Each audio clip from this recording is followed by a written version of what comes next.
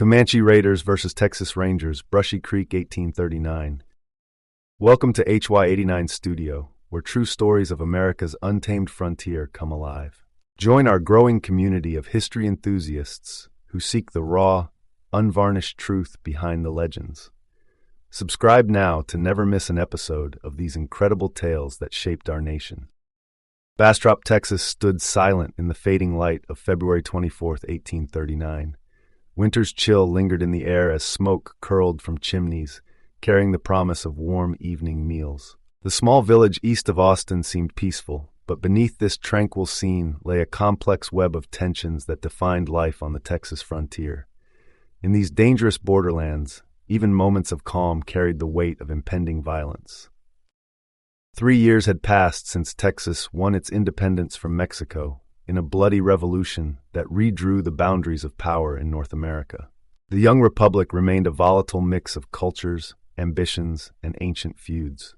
Within Bastrop's wooden buildings and scattered homesteads, the stark contrasts of frontier society played out daily.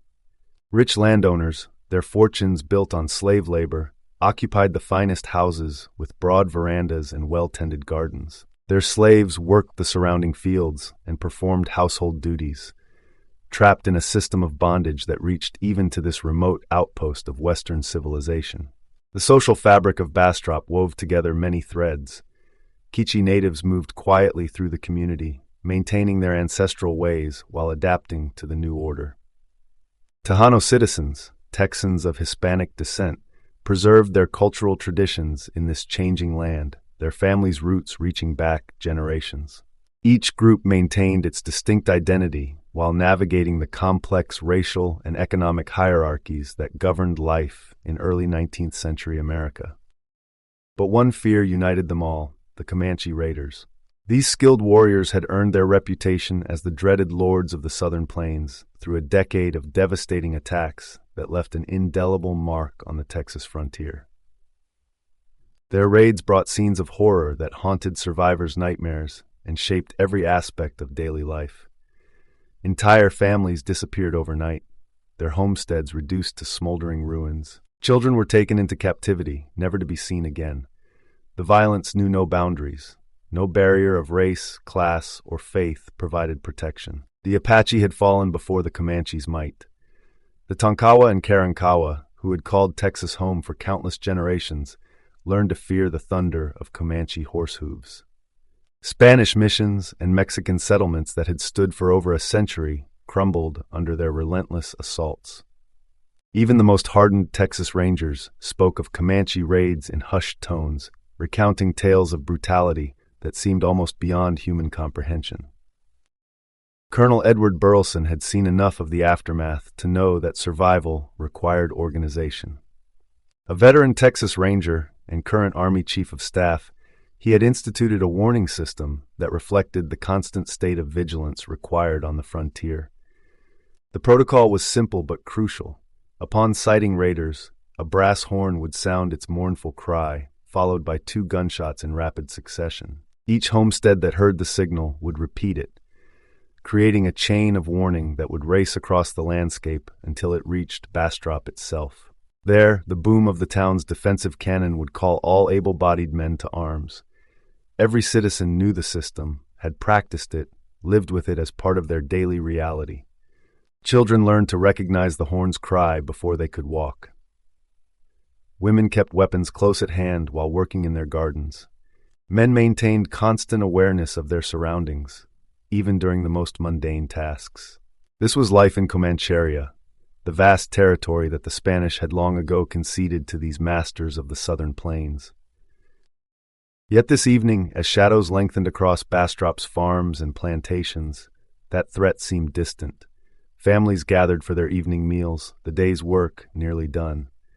Candles flickered in windows, and the aroma of cooking filled the air. Parents called their children in from their chores, and workers made their way home in the gathering dusk. The peaceful scene masked the ever-present tension that lay just beneath the surface. Then the winter air shattered. A high, piercing bugle note cut through the dusk, its lonely cry carrying a message of terror. 2 sharp cracks of gunfire followed, leaving no doubt about their meaning. Before the echoes died, another horn sounded closer to town, followed by 2 more shots. The chain of warning raced toward Bastrop, each repetition bringing the threat closer, until the deep boom of the town's cannon shook the very ground. The Comanche had come again.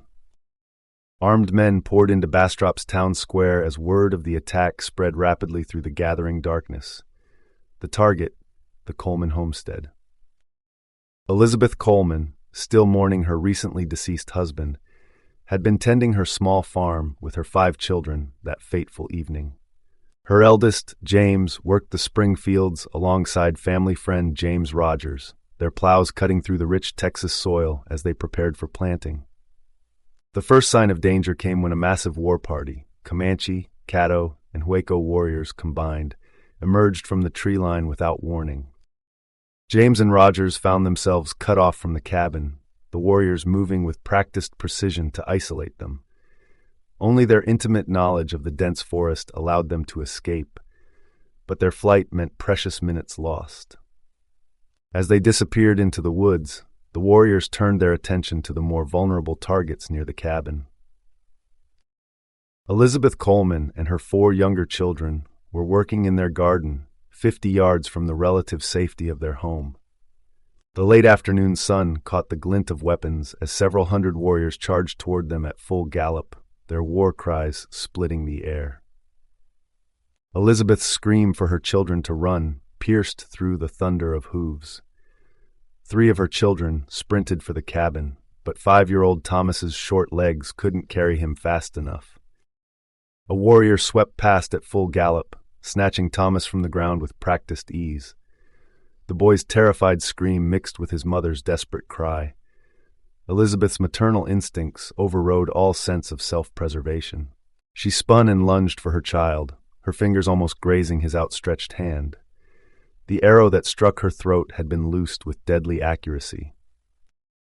Blood streaming from her wound, Elizabeth somehow staggered back to the cabin through sheer force of will.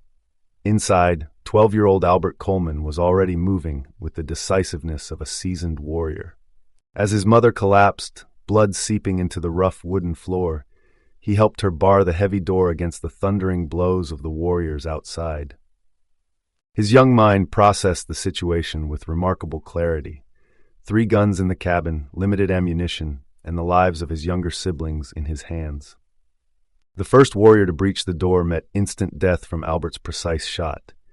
A second fell back wounded, creating momentary confusion among the attackers.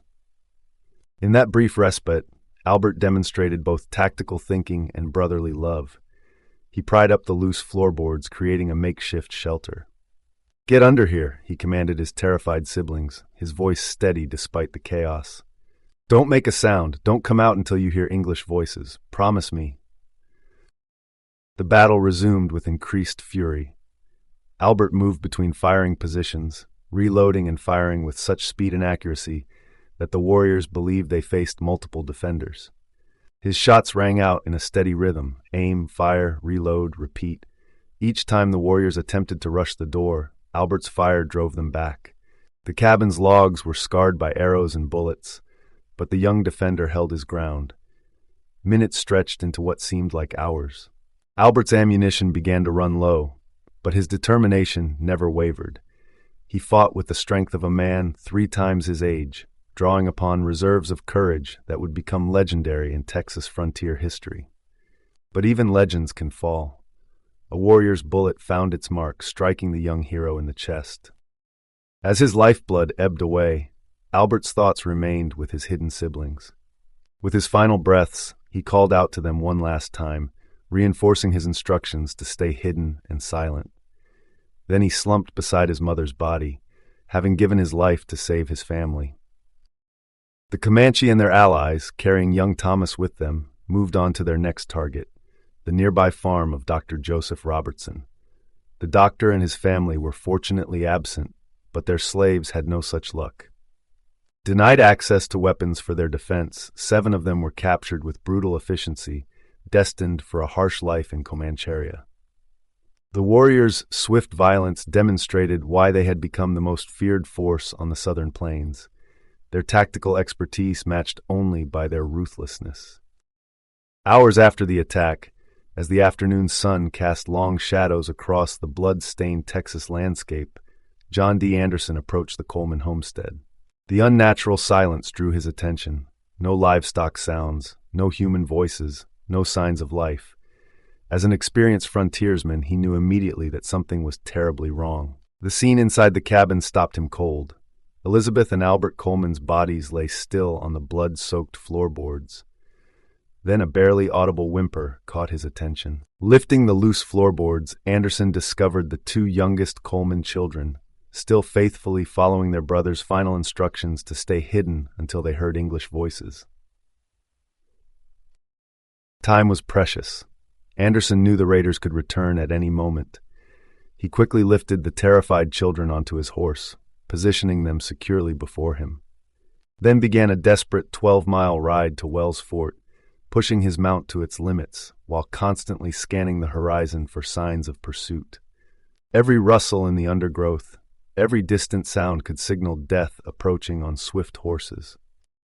At Wells Fort, the children's harrowing story sparked immediate action. Runners dispersed to neighboring settlements, their warnings creating ripples of alarm across the frontier. In Bastrop and surrounding counties, men gathered their weapons and converged on the fort, their faces set with grim determination. Jacob Burleson, brother of the renowned Colonel Edward Burleson, was elected to lead the pursuit. The tracking party moved out under cover of darkness. Experience had taught them that finding the Comanche in the vast Texas wilderness was often more challenging than fighting them. Every broken twig, every disturbed patch of grass, every hidden hoofprint could mean the difference between victory and failure. They pressed on through the night, following signs that would be invisible to untrained eyes. As morning light spilled across the landscape, their persistence paid off. Near Post Oak Island, 4 miles north of Brushy Creek, they finally spotted the massive war party. The Texians' hearts raced with anticipation, but the Comanche had another lesson in warfare to teach them. The warriors appeared to flee toward a densely wooded thicket, employing a tactic that had claimed countless lives before. The Texians, many trained in eastern woodland warfare, responded as their training dictated. They pursued in a tactical zigzag pattern, attempting to cut off escape routes. When they closed to rifle range, they made what would prove to be a critical error.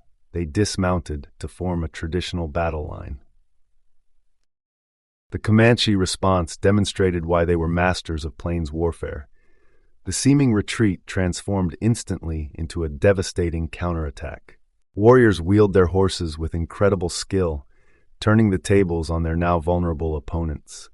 The Texian line disintegrated as men scrambled for their horses, suddenly understanding the fatal flaw in their strategy. Young Ranger W.S. Wallace found himself living every frontiersman's nightmare. His panicked horse bolted toward the Comanche lines, leaving him stranded and exposed on the open plain. Death seemed certain as he sprinted toward his comrades, the thunder of pursuing hooves growing louder behind him. Captain Jack Haney, seeing Wallace's desperate plight, wheeled his horse around and charged back into danger. Time seemed to slow as Haney approached Wallace at full gallop. With practiced precision, he reached down and swept his fellow ranger onto his horse, the two men's lives hanging in the balance of that single fluid motion. Arrows filled the air around them, their deadly whisper a reminder of how close death had come. Further down the line, Captain Jacob Burleson, Franklin Highsmith, and young Winslow Turner had nearly reached their mounts when disaster struck. Turner's horse remained picketed, straining against its tether as the teenager's trembling fingers fumbled with the knot. Without hesitation, Burleson turned back. "Ride, Highsmith!" he shouted, already dismounting. His boots hit the ground as he sprinted toward Turner, determined not to leave another young man to the Comanche's mercy. As Turner galloped away, Captain Jacob Burleson reached for his horse's reins. A rifle crack split the air. The bullet struck the back of his head, and he fell face first into the dirt. His body lay exposed on the open ground, blood soaking into the Texas soil. In the chaos of retreat, with Comanche warriors charging from all directions, no one could return for their fallen commander. The Rangers rode 3 miles back to Wells Fort, their horses stumbling from exhaustion, Foam flecked their mounts' necks, and several animals showed signs of lameness from the punishing retreat. They dismounted in a small clearing, leading their horses to a nearby creek. The animals drank deeply, while the men spread out in a defensive perimeter, rifles ready. Small groups formed among the trees. Veterans of multiple campaigns stood with fresh volunteers, all of them processing the morning's disaster. Some men paced, gripping their rifles and calling for an immediate return to recover Burleson's body. Others, their faces streaked with sweat and dirt, pointed out the futility of charging back against superior numbers. The debate grew heated. Fists clenched as accusations of cowardice flew between old comrades. Two men had to be physically separated when their argument turned to shoving. Every man there knew what was happening to Burleson's remains. They had all seen the Comanche's handiwork before, the ritual mutilation of fallen enemies that frontier settlers spoke of in whispers. Bodies would be found with specific patterns of cuts and breaks, each mark carrying spiritual significance to the warriors who made them. Such stories had spread through every settlement from the Red River to the Rio Grande, told as warnings around campfires and at kitchen tables. Wives and mothers used these tales to remind their men to stay vigilant, while children learned early that carelessness meant death on the frontier. At noon, a sentry's call alerted the camp to approaching riders. 30 men appeared on the horizon, led by Colonel Edward Burleson. They rode well-maintained horses and carried an arsenal of modern weapons, new rifles, Colt revolvers, and ammunition boxes strapped to their saddles. The colonel's jaw tightened when a scout reported his brother's death, but his voice remained steady as he took command of the combined force. He ordered an immediate inventory of ammunition and weapons, knowing they would need every bullet. 84 men mounted up and rode back toward Brushy Creek. They passed the thicket where the ambush had occurred and where Jacob Burleson's mutilated body now lay as testament to Comanche victory. Many veterans crossed themselves as they rode past, while younger men turned away, unable to look at what remained of their former commander. Beyond the empty thicket, the landscape rose to a broad plateau overlooking Brushy Creek. Natural rock formations provided elevated firing positions along its rim. The Comanche and their allies sat mounted in a horseshoe formation along the ridge, their position commanding every approach. Their war pennants fluttered in the breeze, and their painted ponies stamped impatiently, sensing the coming battle. Colonel Burleson surveyed the ground through his spyglass, marking each fold in the terrain, each patch of cover. He noted the placement of rock outcroppings, the depth of shallow ravines, the density of scattered brush. His combat experience told him that a frontal assault would be costly, but the plateau's position dominated the surrounding territory. They had to take it. His orders came quick and clear, delivered to officers who had served with him in previous campaigns. Captain Billingsley would lead 40 men in a frontal assault from below, using scattered boulders and depressions for cover. Each man would carry extra ammunition, knowing they would need sustained fire to keep the defenders occupied. Captain Rogers would take the remaining force through a narrow ravine that curved behind the plateau, aiming to catch the warriors in a crossfire. Both groups would coordinate their movements using prearranged signals. The plan fell apart at 50 yards. Both groups found themselves pinned down by accurate fire from above, with nothing but open ground between them and the Comanche position. Bullets whined overhead and sparked off rocks. Arrows arced through the air in deadly volleys. Men pressed themselves against any cover they could find, returning fire when possible, but unable to advance. A Comanche marksman, firing what appeared to be a captured army rifle, proved especially deadly. His first shot caught a ranger in the chest as the man reloaded, the impact throwing him backward into the dirt. His second bullet found another victim minutes later, the shot placed with surgical precision. 3 more rangers took wounds from his accuracy, forcing the entire attacking line to stay down. Winslow Turner lay behind a boulder, studying the sniper's work through a crude spotting scope fashioned from brass tubing. After each shot, a thin wisp of smoke rose from the same spot among the rocks. The warrior maintained his position, confident in his elevation and cover. Turner counted the seconds between shots, noting how the marksman kept to a steady rhythm: load, aim, fire, duck back. He waited, rifle ready, knowing the next puff of smoke would give him the exact position he needed. The debt he owed to Jacob Burleson would soon be paid. Turner scaled the gnarled oak with practiced ease, his rifle slung across his back. The rough bark bit into his palms as he found a stable position among the branches. His elevated perch gave him a clear view across the battlefield where scattered gunfire still crackled between the opposing forces. From here, he could track the telltale wisps of smoke that betrayed the Comanche sniper's position. He settled into place, adjusting his body to minimize movement. The afternoon sun cast strange shadows through the leaves, but Turner remained focused on his target zone. When the next shot came, he marked the exact location. He steadied his breath, just as his father had taught him years ago, adjusted for the slight crosswind, and squeezed the trigger with deliberate pressure. The shot found its mark. The Comanche marksman slumped forward over his rock cover, his deadly accuracy finally matched. As darkness crept across the battlefield, the warriors began their strategic withdrawal. They moved with practiced discipline, each group covering the others as they fell back in stages. Their retreat was accompanied by haunting death songs that carried across the blood-stained ground.